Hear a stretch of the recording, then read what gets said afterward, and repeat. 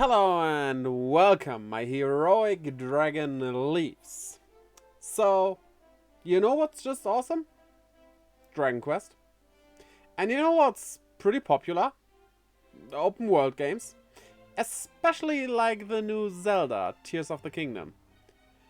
Makes you think though, wouldn't it be good if Square Enix would do an open world Dragon Quest game?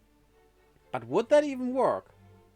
Well, that's what I'm here for, because I have an idea of how that could look. Of course, not going into too much detail about story and stuff, because I'm not making the game.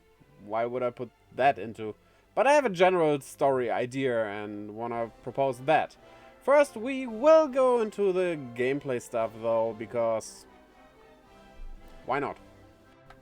Starting off the game, of course, there is character creation. And here I thought, would be kinda cool if we would have different races as well. Maybe include all the races from Dragon Quest X, and then the Leaf tribe from Dragon Quest VII, the Angels, which are very similar to the Leaf tribe, humans with wings. But then I thought, nah, why? Just make the character creation free. Like, you can choose your skin color out of every color you can find in an RGB code.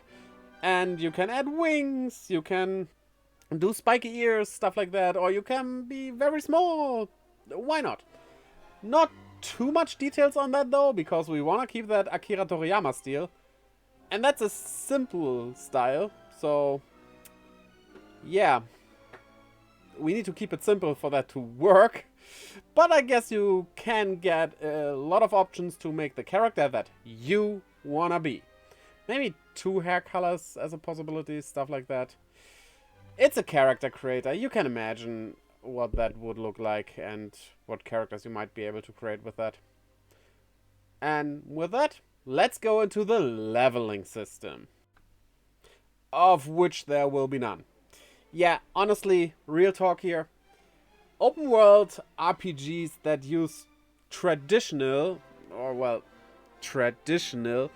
levels, to me they don't really feel open world. Because like, yeah, sure, you can go up that mountain at level 1, and you could defeat that level 100 dragon beast that's laying there with enough skill and luck. But honestly, I still think that's basically not making the world open, really. You still have places you cannot feasibly go when you're just casually playing it, and go figure, most people play more casually and not like hardcore challenging, especially on their first runs through the game. So the way Zelda does it, that works, because it's just, yeah, you do have some progression in form of equipment and stuff, and definitely equipment is one of the main things to increase your stats. But I would say there's another way you can increase your stats, and that's little achievements you can unlock. Nothing like huge, you don't have a list of hundreds of them. Just like defeating 100 enemies raises your attack stat by 2 or something. Nothing huge, just a little bit extra to make some things easier. But not in a way that you would really need it. You could also beat the game without these. And I think that would work the best. Kinda combining a bit of leveling, because Dragon Quest is a traditional RPG. The most traditional RPG, I would say. So you kinda have to get a bit of character progression in there. But not too much because of the open worldiness, so that you can feasibly go anywhere in any order you want. Also, one big part of Dragon Quest are classes. Kinda.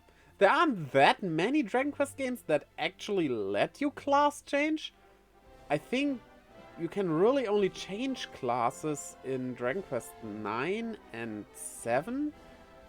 Maybe 10, I'm not sure about 10, never played that for obvious reasons.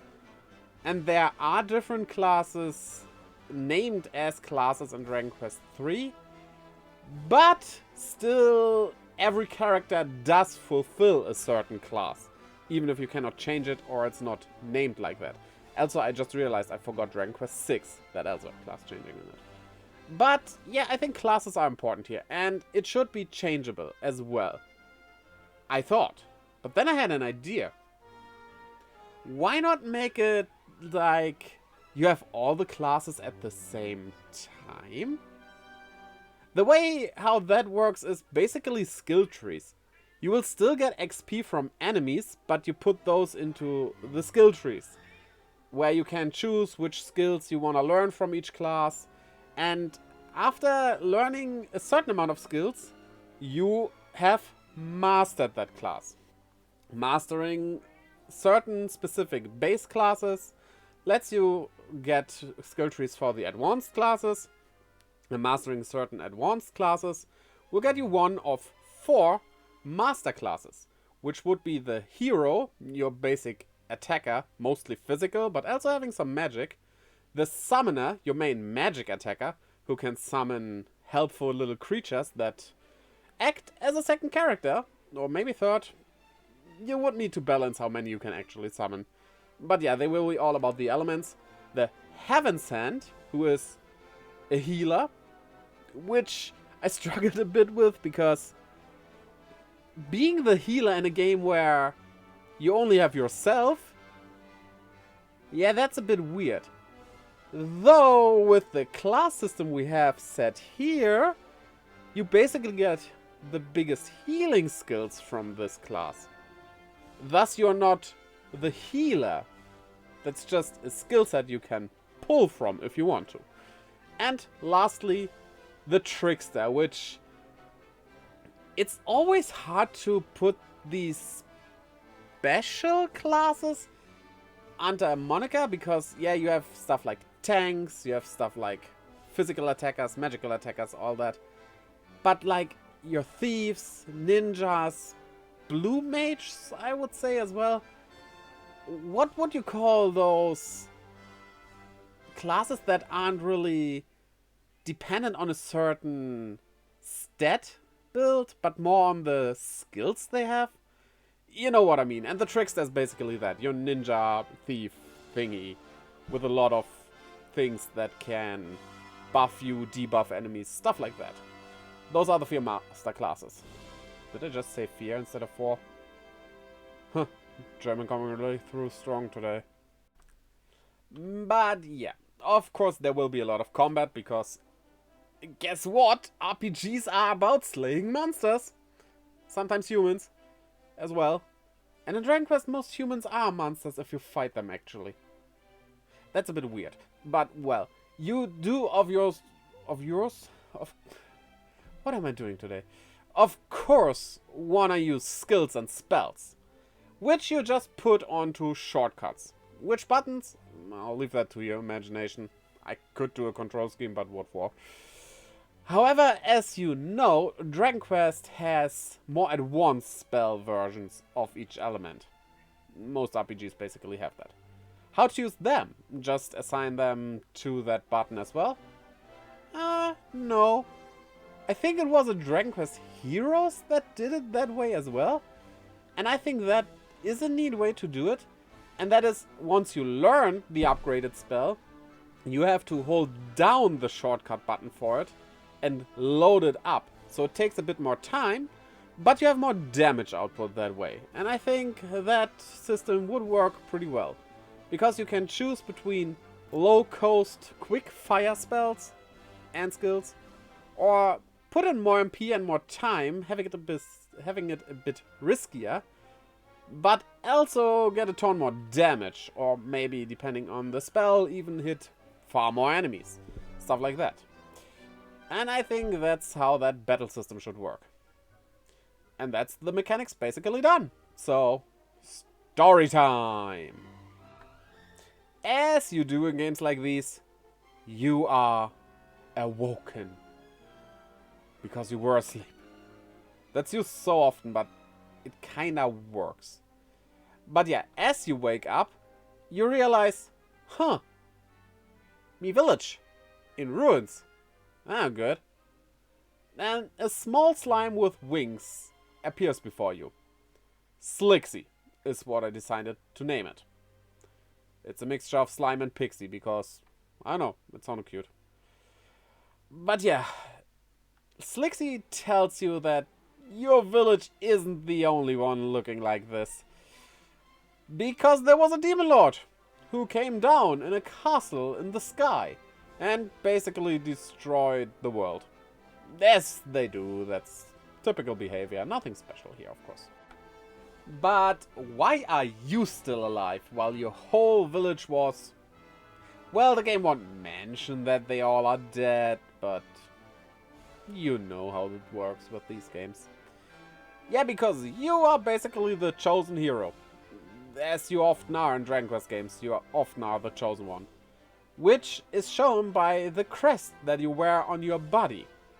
Now about this crest, you actually are able to place that yourself in the character creation, I thought. Because, well, that's cool, right?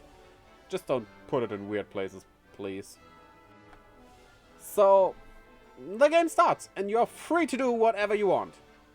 After Slixie tells you what to do. In the way of giving you your 4 major quests. Of course, there are side quests and stuff, a lot of stuff to do, but your 4 major quests are defeating the 12 generals of the Demon Lord, and then the Demon Lord itself, of course. Rebuild your village by recruiting people into it, more on that later. And also finding the weapons of the legendary heroes that once were alive. Typically legendary heroes are dead. Huh, weird how that works. And free all the cities that are overrun by monsters. Because they like to be freed as well, and you're the hero, and that's just what heroes do, I guess. So, obviously there's a main quest in these 4 main quests. Let's do that last. Because first we're gonna go on to the rebuilding your village. Because basically, with everything you do, you work towards that. What you need to rebuild your village is find materials. The houses aren't built out of thin air, after all. And find people who actually want to live there and build their stuff. So, finding a carpenter lets you build houses made out of wood and stuff. And a shop owner can open up a shop there, and you are also allowed to place the buildings wherever you want. Basically, you have that area where you're free to build your village however you like it. Why did I decide to include that? Because I love stuff like that, and this is my video, so I'm gonna do what I want. Now, the legendary weapons. Yes, you can freely equip everything regarding out of class. Regarding out of class? Disregarding class. Because you don't set your class. Of course, legendary weapons are perfect for you. Because you can switch around them. And they are intended to be the most powerful weapons in the game. Though, if you know some video gamers, well, they find crazy stuff with weak weapons. Just because of a certain combination of skills and stuff. But yeah, they are intended to be the most powerful weapons. And finding them not only gives you a nice weapon, because that as a main quest would be a bit boring, but they also show you part of that legendary hero's history. Their backstory, as you will. And I think that makes it interesting. You get those little memories, again, kinda Breath of the Wild style with the Zelda memories, just for different people, and then you get the weapon. But I think for all these quests, there needs to be a finishing touch. Your city, of course, the city itself being big and stuff is the finishing touch. For the weapons, I thought, what about you can make your own legendary weapon? There were legendary heroes, and they had their weapons of choice. You are becoming a legendary hero as well. You should also get your own weapon, and that weapon will be special. First off, if we would include breakable weapons, it would be unbreakable. Just makes sense. Every legendary weapon should be. But if we don't include that, there's still something special, as your weapon can turn into all the different weapon types. Not like you choose which weapon type it is, and it is that for the rest of the game. No. You use it as a sword, but against that enemy, a spear might be better, so change it in the middle of battle into a spear. That's the specialty of your weapon. And that gives you the freedom of using whatever weapon given in whatever situation. The weapon types would make the weapon a bit different when it comes to stats and abilities it has and stuff, but I think that's a neat idea to have. Now, freeing all the cities. There are some cities, not all of them, covered in a dark mist. That dark mist has the city be full of monsters. You have to defeat a certain amount of monsters, which is all of them you find in the city. They don't respawn or anything. And after that, the boss appears. Defeating that will, well, blow away the dark mist and the people can return to the city. Obviously, that gives you more opportunities for shopping and whatever you do in cities in this game. I didn't put too much thought into that. But yeah, you could recruit people maybe there and stuff. It would be kind of a neat idea and a side thing to do to spice things up a bit more, I think. And the end goal of it is that you actually weaken the general in that area where that city is in a bit, making the fight easier. And ultimately also weaken the Demon Lord. Guess if you want to have a challenge, you don't do these before you beat the Demon Lord, but that's just a playstyle. Now we are at the main part, the generals and the Demon Lord. There are in total 12 generals. Why am I showing 5 fingers? There's no way I could even show 12 fingers. What am I doing here? But yeah, the way that happened is when the castle of the Demon Lord appeared in the sky, it shoot out 12 towers that you have to go through. They are basically dungeons. At the end of each tower, a general awaits, and to enter the Demon Lord castle, you have to defeat all 12 generals. Yeah, no Breath of the Wild style, you can beat the last boss whenever you want. Nah, it's more like Phoenix Rising, where you have to do stuff what you can do in any order, but to defeat the last boss, you have to defeat these 12. Now, what these 12 are based off of are the families you find in the game. Usually in Dragon Quest games, monsters are sorted into different families. Dragon Quest Monsters, the original one, for example, had 10 of them. Dragon Quest Monsters 2 had even 12. Or was it 11? No, I think they added 2. It got a bit slimmed down. There are only kinda-ish 8 now, but it differs from game to game. And I settled for 12 because I like the number 12. And these families would be slimes, birds, beasts, plants, insects, undead, material. Material includes stuff like golems and stuff, just to make sure. Elemental, that would be living flames and stuff. Demons, aquatic, dragons, and machines. Each of that general belongs to that certain family, and the tower is full of that family of monsters, so if you want to grind for materials from monsters from a specific family, you should use the towers for that. Even after defeating the general, the towers don't disappear, because technically they should. It would make sense that there are no more monsters in there, but let's be honest here, for a game where grinding is a thing, you want places like that. Now, let's say you have finally reached the Demon Lord's castle. It's a dungeon in and of itself, and you go through the dungeon as you do. It's full of tough enemies because it's the last dungeon. And then you reach him, the Demon Lord himself. So, battle time. His first form is like a dark, misty thing that can turn into 12 different forms that look like the different families of monsters you have.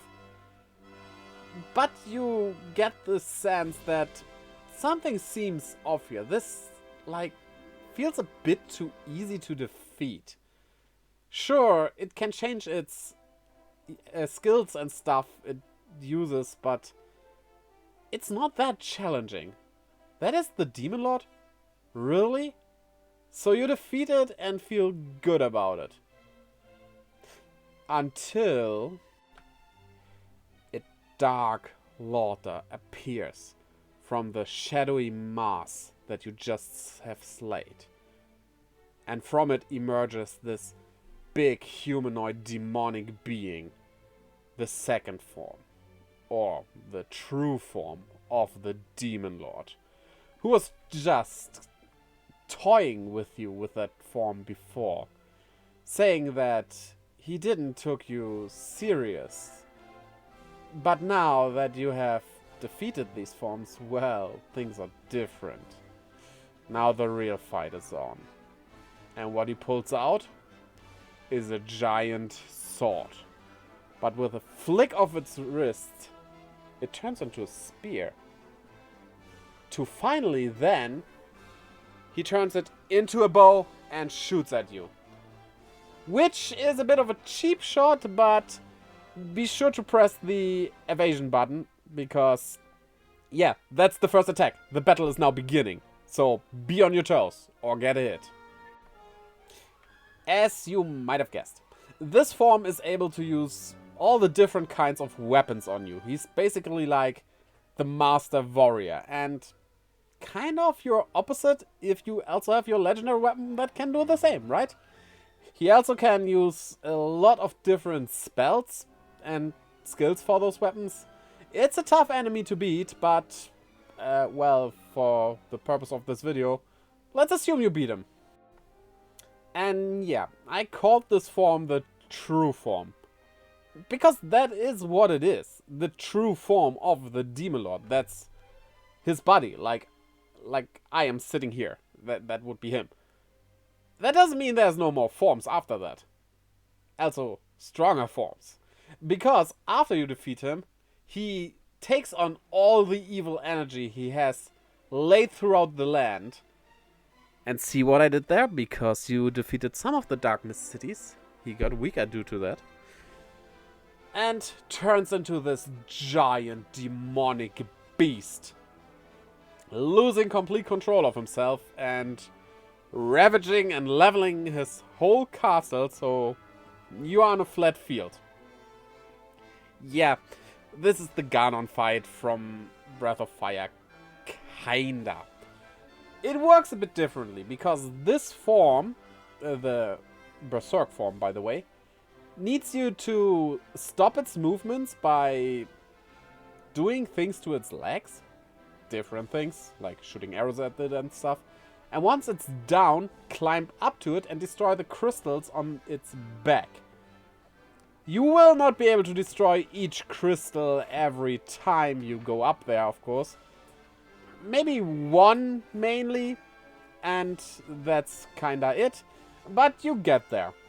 After you destroyed all crystals, a certain symbol appears on his forehead, which you have to also just attack.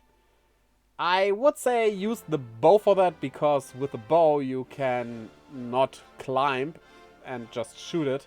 Which won't work for the crystals, because you cannot really see them if you're not up there.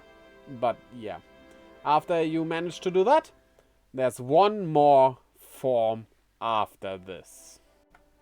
The soul form. This is not a real battle. The soul form is just the Demon Lord's soul staying there doing nothing. You go up to it, or if you use a bow you don't need to go up to it because ranged weapons, and just one attack destroys it.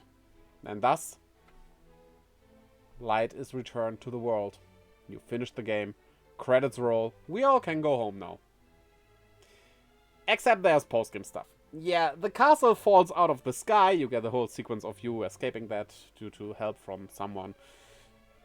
You know how that works. And, well, you will be set after defeating the Demon Lord. Not like in Zelda, where you're set to the point before defeating Ganon. No, he is dead, and you can still explore the world. there is some residual power left from him, thus explaining why cities need to be freed still if you didn't do that before. We need some kind of explanation for that, I guess. And you can do post-game stuff, that is. Like some side quests that opened now, some side quests you didn't do before. And one specific thing, the ruins of the Demon Lord's castle are now explorable, and you can find out the backstory of him. I leave that backstory to your imagination though, because this video is already long as it is. And I didn't care to think of one, it's just some tragic backstory of a good guy turning bad or something. Let your imagination run wild. Now, your turn. Tell me down in the comments below what you think about this idea. Would you like to play this game? Tell Square Enix. Show them this video if you want. Maybe they will hire me for that. That would actually be pretty cool. Oh, I would be so hyped about that. What are the chances though, right? Yeah, and while you're down there, destroy the magic crystals on the back of a huge demonic being by clicking the like and subscribe button, as well as that little bell, to keep updated whenever I upload a new video. And check out the links down in the description below to my Twitter, Instagram, and Discord, where I post stuff, keep you updated, all the good things, to my Humble Bundle store affiliate link, to my merch store as well, where you can get stuff like this nice shirt, and to my Twitch, where I live stream every Friday, Saturday, Sunday, and Monday. I hope to see you over there as well, and until next time, bye-bye.